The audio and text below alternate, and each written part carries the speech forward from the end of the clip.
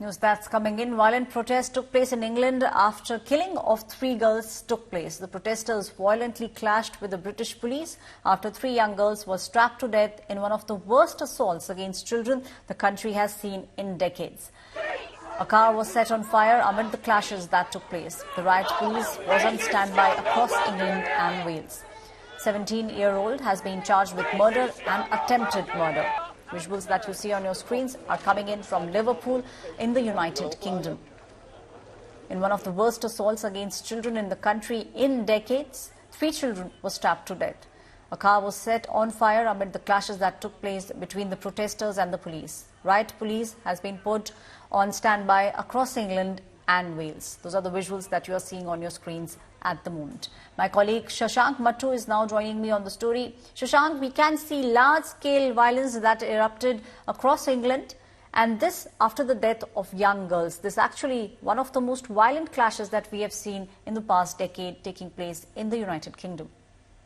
Absolutely. And, just to walk our viewers through what has happened, on July 29th, there was a knife attack that killed 3 young girls at a dance studio, injured around 10 children, as well as several adults.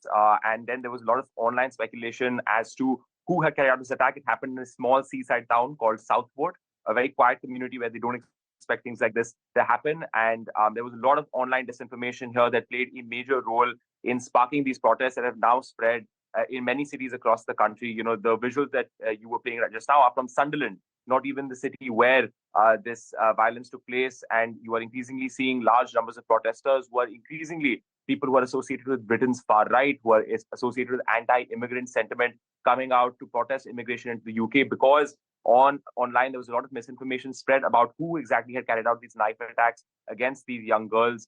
They said that it was a radical Islamist migrant. That was the disinformation that was taking place on X, on TikTok, and a number of social media platforms. Of course, police and the British government have been trying to counter that disinformation. They've been pointing out that there was a 17-year-old suspect who carried out these attacks, who was born, in fact, in the United Kingdom, was not a migrant, but you are continuing to see these anti-immigration protests. And now you have the British police that has been deployed all across the country to contain these protests, because the far right in Britain has organized these major protests all across the country. So the British police has mobilized all across the country. In Britain, I'm afraid we're going to see more of these protests over the coming weekend, as the country is waiting to be gripped by further far-right protests. Anti-racism protests are also being organized, but the British police is also deployed all over the country now to counter these protests because of this disinformation. Thank you, Shashank, for giving us all those details. My colleague Shashank saying that the police has been deployed across England, and it is expected that protests will take place over the weekend also.